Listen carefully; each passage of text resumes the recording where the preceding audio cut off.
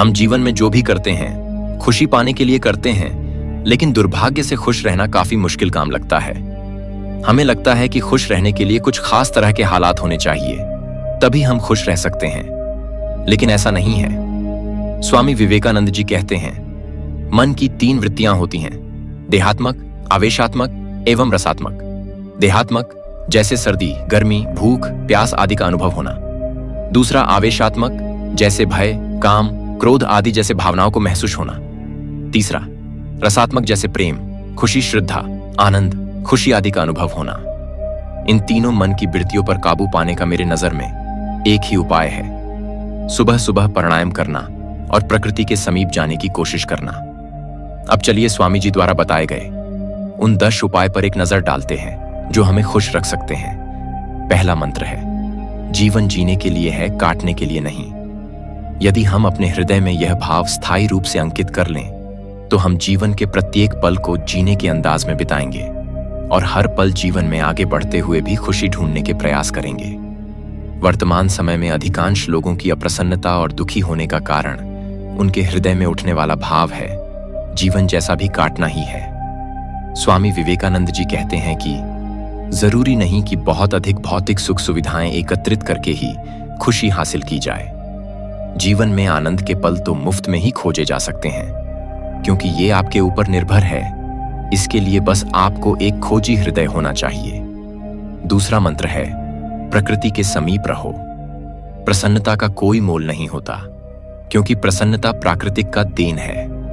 प्रकृति के बीच रहकर भी खुशी हासिल कर सकते हैं। मान लीजिए हम अपने जीवन के भाग दौड़ में बहुत व्यस्त हैं, लेकिन ऐसी व्यस्तता किस काम की जो हमारा सुकून ही छीन ले। इसीलिए स्वामी विवेकानंद जी कहते हैं कि प्रकृति से दोस्ती करें, क्योंकि यही वह परिधान है जो हमें खुशी के अलावा दुख नहीं देती है। एक बात याद रखिए, हर मनुष्य प्रकृति मां के जड़ तत्व से जुड़ा हुआ है।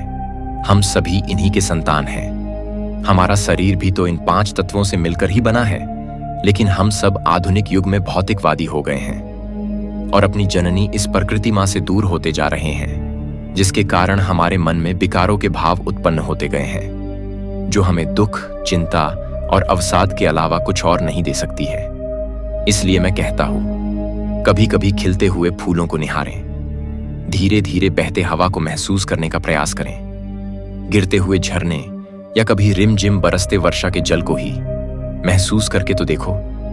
अपने आसपास के पेड़ पौधे को ध्यान से देखो। जब आप ध्यान से देखेंगे तो मेरा यकीन मानिए, आपको जो खुशी मिलेगी आप उसे शब्दों में बयान नहीं कर पाएंगे। समय भाव का बहाना न बनाइए। भूलिए नहीं, प्रसन्नता हासिल करना भी आपके जीवन का लक्ष्य है और आपके हाथ में है और आपके भीतर मौजूद है। तीसरा मंत्र है, संतुष्ट होने की कला। प्रत्येक व्यक्ति जहां पर खड़ा है वहां से आगे बढ़ना चाहता है, अपनी पूर्ण शक्ति आगे बढ़ने में लगा रहा है। वह जो चाहता है पा लेता है, लेकिन पाने के बाद भी असंतुष्टि पीछा नहीं छोड़ती। उदाहरण के तौर पर इतिहास में कई ऐसे व्यक्ति हैं जैसे हेनरी फोर्ड। परिणामतः जो भी पाया है, हमें कुछ और नया पाने की होड़ परेशान करने लगती है। यह सत्य है कि मनुष्य भौतिक सुख के बिना नहीं जी सकता है। इसका मतलब यह नहीं है कि हम भौतिक वस्तुओं के पीछे भागना ही छोड़ दें, लेकिन मनुष्य के अंदर इतना संतोष तो होना ही चाहिए कि जो पाया है उसका आनंद ले सकें। चौथा मंत्र है, अपने स्वास्थ्य पर ध्यान। कहते हैं कि जैसा होगा तन वैसा होगा। तन को स्वस्थ रखें, मन भी स्वस्थ रहेगा। स्वस्थ मन ही खुशी महसूस कर सकता है, इसलिए अपने स्वास्थ्य के प्रति लापरवाही न बरतें। सुबह शाम व्यायाम के लिए समय निकालें, भले ही 15 मिनट क्यों ना निकालें, लेकिन व्यायाम अवश्य करें। आप खाने पीने, स्नान करने आदि के लिए भी तो समय निकालते ही हैं। व्यायाम को भी अपनी दिनचर्या का अंग बनाएं। पांचवा मंत्र है, मनोरंजन की आवश्यकता को समझें। छोटा सा शिशु भी मनोरंजन चाहता है। मनोरंजन करना मानवीय स्वभाव है। अपने मनोरंजन के लिए प्रबंध अवश्य करें, क्योंकि मनोरंजन बैटरी चार्ज करने जैसा काम करता है। इससे थकान दूर होगी और आप दोगुनी ऊर्जा से कार्य के लिए तैयार हो जाएंगे। साथ ही मनोरंजन से खुशी भी मिलेगी, जिससे मन प्रसन्न रहेगा। छठवां मंत्र है, अपनी रुचि को विकसित करें। प्रसन्न रहने का एक सरल उपाय है अपनी रुचि को विकसित करें। कुछ कार्य अपनी रुचि अनुसार अवश्य करें। आपकी रुचि कलात्मक कार्यों में भी हो सकती है। रुचि के अनुकूल कार्य करने से भी प्रसन्नता मिलेगी। अपनी व्यस्त दिनचर्या में से कुछ पल ऐसे कार्यों के लिए निकालें जो आपकी आय के स्रोत न हो, जिन्हें करने से गहरा आत्मसंतोष मिलता हो। 7वां मंत्र है, प्रसन्नता प्राप्ति का लक्ष्य बनाएं। यदि खुश रहना चाहते हैं तो अपने जीवन के लक्ष्य में प्रसन्नता प्राप्त करने को भी जोड़ लीजिए। आपका लक्ष्य बड़ी उपलब्धि पाना हो सकता है, लेकिन उस उपलब्धि के साथ साथ चिंता मुक्त और प्रसन्न रहना भी आपका लक्ष्य होना चाहिए। अक्सर हम सोचते हैं कि अपना अमुक लक्ष्य प्राप्त करके प्रसन्न हो जाएंगे, जबकि हमें लक्ष्य प्राप्त करते समय भी प्रसन्न रहने का संकल्प लेना चाहिए। 8वां मंत्र है, चिंतित मनोवृत्ति का त्याग करें। आधुनिक जीवन की सबसे बुरी देन चिंतित मनोवृत्ति है। दूसरों से आगे बढ़ना, दूसरों से बेहतर दिखना और अपने स्टेटस को मेंटेन रखने की होड़ ने हमें स्थायी रूप से चिंताग्रस्त कर दिया है। परिणामतः छोटी छोटी बातों पर भी चिंता करना हमारी आदत बन गई है।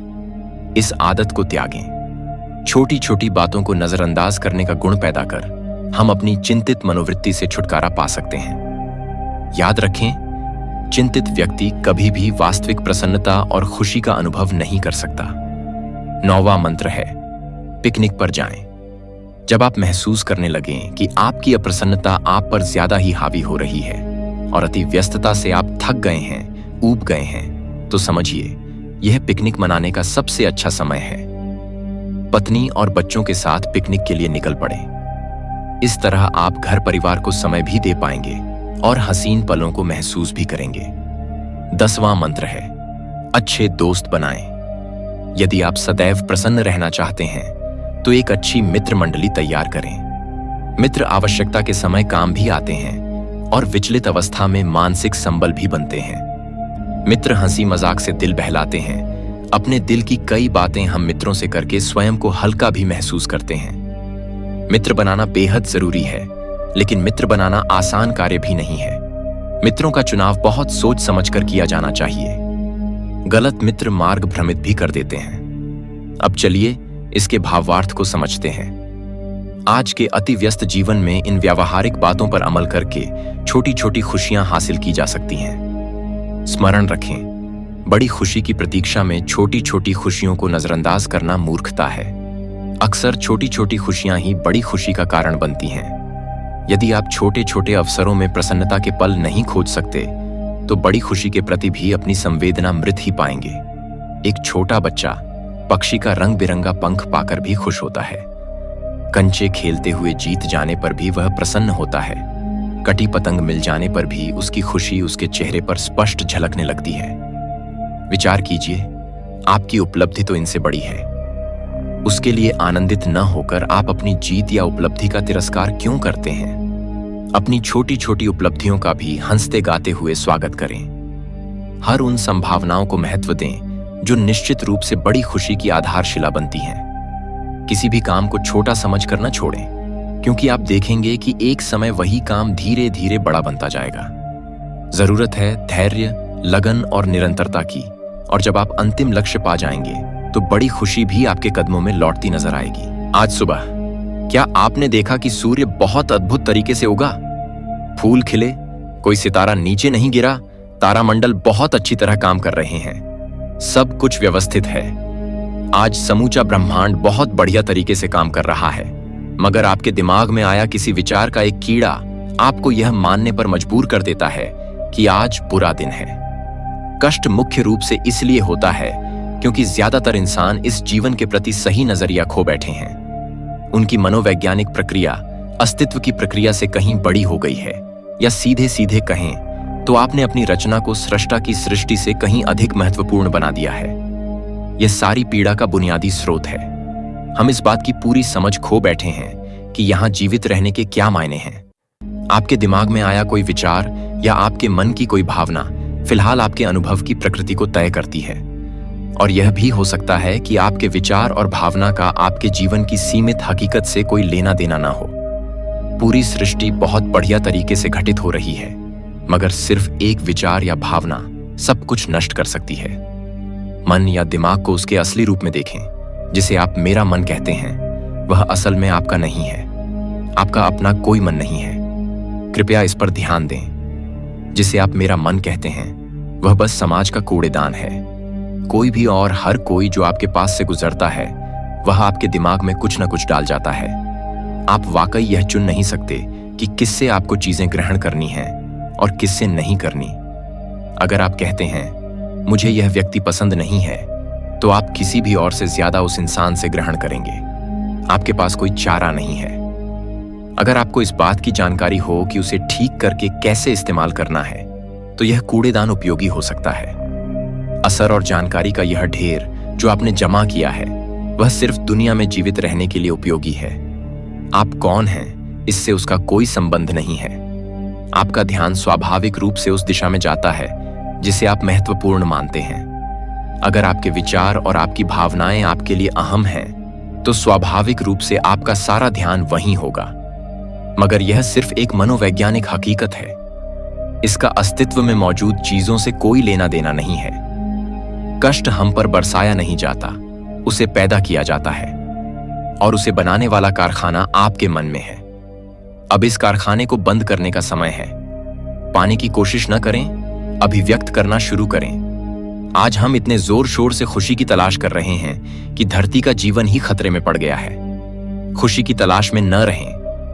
दुनिया में अपनी खुशी को अभिव्यक्त करना जानें। अगर आप मुड़कर अपने जीवन को देखें, तो आपके जीवन के सबसे खूबसूरत पल वे थे जब आप अपनी खुशी को अभिव्यक्त कर रहे थे, न कि जब आप उसकी तलाश कर रहे थे। जो आप बचाते हैं वह कभी आपका गुण नहीं होगा। जो आप फैलाते हैं, जो आप बिखेरते हैं, वह आपका गुण होगा। अगर आप अपनी खुशी को बचा बचा कर रखेंगे, तो जीवन के अंत में कोई ऐसा नहीं कहेगा उसने अपने अंदर खुशी का एक एक अंश बचा कर रखा, वह बहुत खुशी के साथ मरा। वे कहेंगे यह भयानक प्राणी अपनी जिंदगी में कभी मुस्कुराया तक नहीं। लेकिन अगर आप हर दिन अपनी खुशी और प्यार को फैलाएंगे, तो लोग कहेंगे, अरे वह एक खुश मिजाज और प्यार करने वाला इंसान था।